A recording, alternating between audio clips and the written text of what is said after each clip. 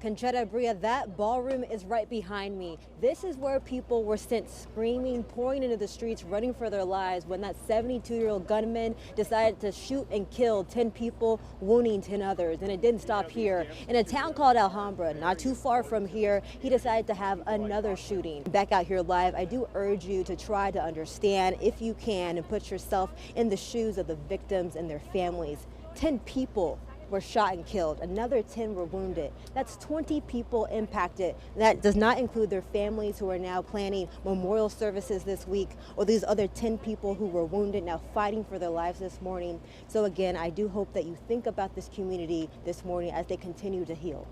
Well, good morning. Distracted driving is absolutely one of the largest causes of accidents on the roadway. That's according to AAA. And many people are guilty of driving while doing something else, but the consequences of not paying attention can be deadly.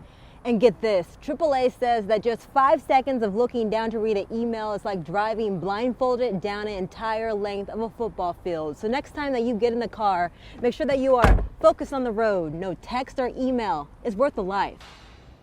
Good morning. In my hands is a criminal complaint filed by the Placer County District Attorney alleging that the former MLB star Daniel Serafini, along with his friend Samantha Scott, killed Serafini's father-in-law about 2 years ago. The case went cold until now. I'm Monica Coleman on Broadway in Sacramento at Dandy Bar, where their business was broken into Sunday morning. You can see the aftermath behind me.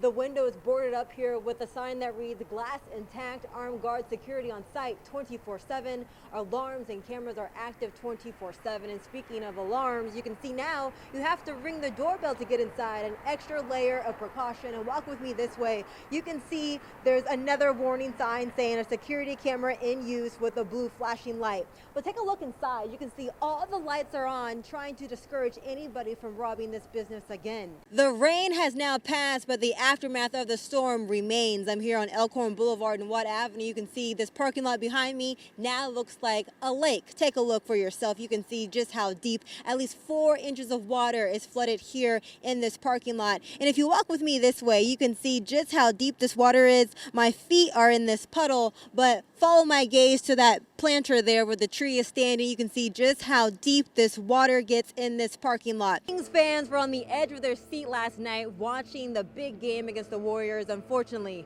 1 point kept the Kings from lighting the beam last night. It all happened really quickly at the end of the game. Unfortunately, Kings forward Harrison Barnes could not put that 3 in the basket, making the Kings lose the game at the end of the night. But Kings fans say they are still rallying around the Beam team and say Wednesday will be for the Kings. Here at Doco, the energy will be electric, but if you want a ticket, it's going to cost you $250 for the nosebleed, $600 for the bull seat. If you want the best seat in the house on the floor, $5,000.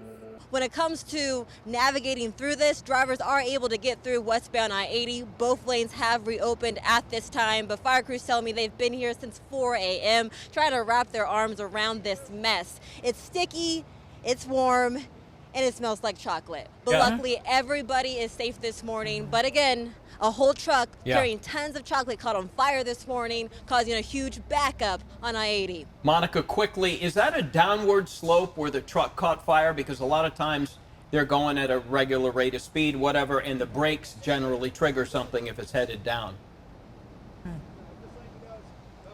Well, great question, because I was speaking with the tow truck driver, and he tells me he sees this all the time with this downward slope because the drivers are pressing on their brakes, trying their best to slow and control that truck. But unfortunately, accidents like this happen. Yeah, Conchetta, you can see that smoke. You can smell that smoke. It is so heavy. You can see it throughout the treetops. Honestly, when you look behind me, you can't even see what's below me because that smoke is so thick. And come around with me this way, because the big story this morning is the large amount of police presence here. Take a look. At the grocery store, you can see the Placer County Sheriff. Good morning. Across the town of Uvalde, there are several memorials honoring the 21 lives lost 2 weeks ago today. From when you first come into town, there's 21 white crosses to the massive display at the plaza.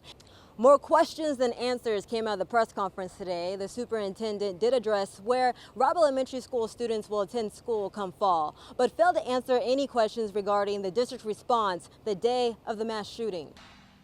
Yeah, while the electrifier continues to burn this morning, you can see and smell the smoke from the Italian picnic grounds. This is where people are being asked to evacuate. Deputies throughout the night were knocking on doors, telling people they needed to leave their homes. And here at the evacuation center is where I met Paul Keaton. He is the Red Cross shelter manager. And Paul, tell me about the resources you have here for those who are in need.